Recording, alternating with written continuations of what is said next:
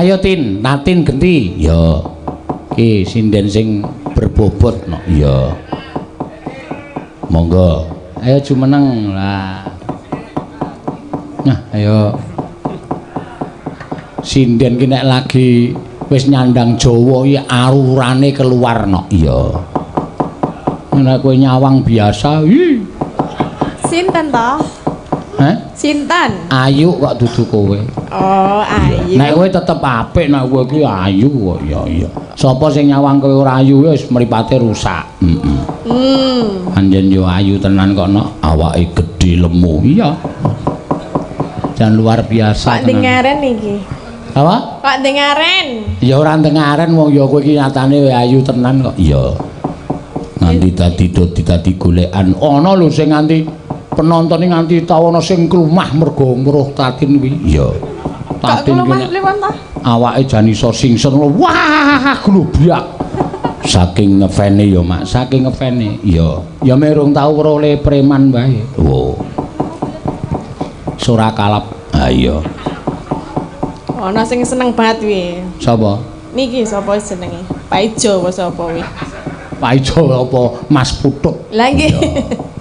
Pas Putut Wijonarko. Ya. Aja tok ece kuwi ya. Lah napa? Lah niki ya sak ngece aku lho kuwi. Pegawe. Penggemarku jarene. Sapa? Kuwi si Putut kuwi. Kuwi ya kurang ajar kowe iki. Kok minta jangkar sik putut ora. Iya. Ayo pamundutan iki kembang rawe. Ya. Diaturake. Ngono ya, Mak. Ya. Sinden urung nyuwara wis madhang. Sapa? Neng panggung mau kok ya. Iya. Lapar lho, lapar. Lapar ya wis sore mau cepaki karo Pak Kondang wis ora kurang-kurang disediani tempat transit wis ana apa-apane kok ya. Iya. Nggih wau dereng lapar terus pun teko mriki langsung munggah dereng maem. Iya. Ya monggo. Langsung mawon nggih. Langsung. Langsung piye? Dibawani kok piyai semene iki pengen krungu suaramu ora mung rupamu tok Iya. Lah bawane napa? Sak karepmu sinden kok kurang bawa. Iya. Apa sakarepmu slendro? Apokmu kapan? Sinden pelok ki ya ngene iki. Iya. Sapa sinden pelok? Lah kowe kuwi kok ora iso slendro. Ayo slendro. Iya, Ndang. Tak tunggu pokoke nganti sak entukmu. Iya. Iya. Rina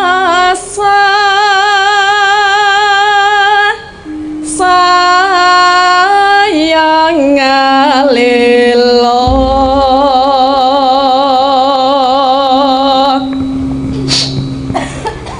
Napa, Pak? Ora apa-apa pilek. Pilek.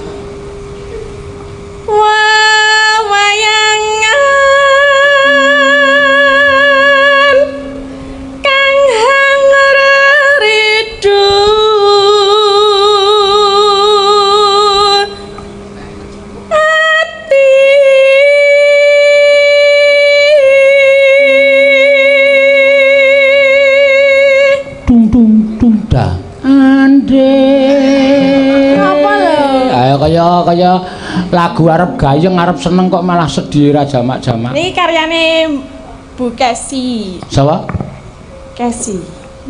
Oh, heeh, terus. Mangkelingan duh patu. Kamu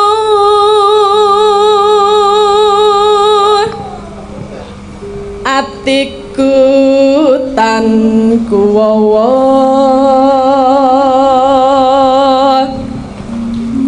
pamikirku tan jemutu manem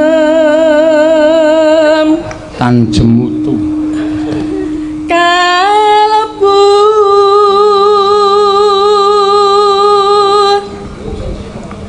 atiku wis kadung tresna mung sirawang merak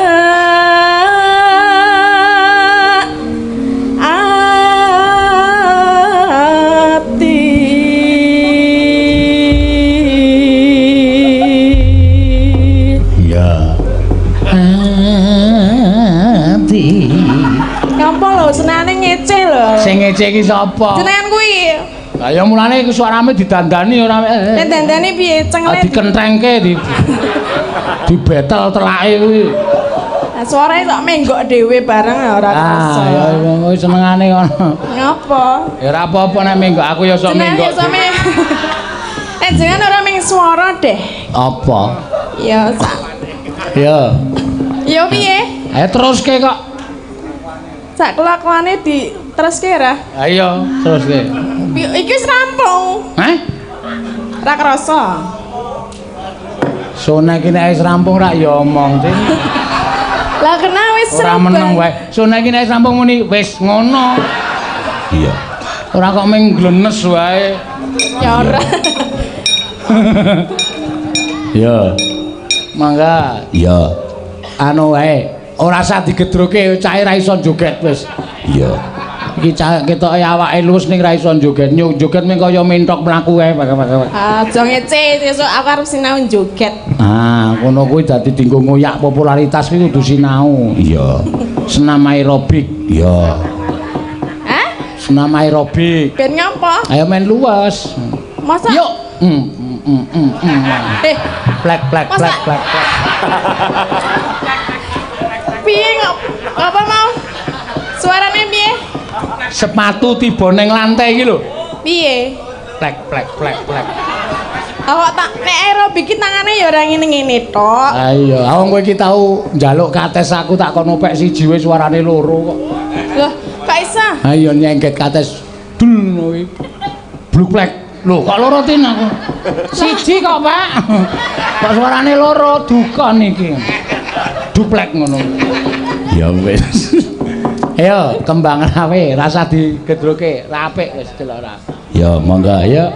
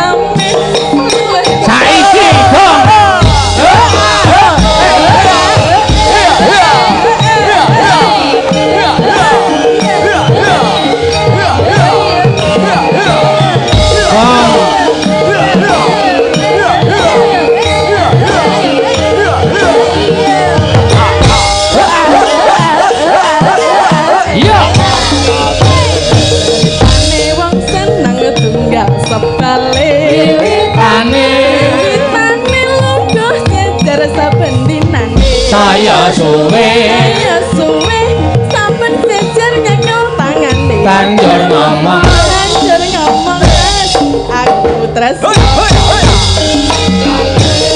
pitane wong seneng tunggal sepale pitane lungguh sejer saben dinane saben sejer banjur ngomong mas aku tresno digawe loro agawe paraning ati aku digawe gunung kendange mawar tersaku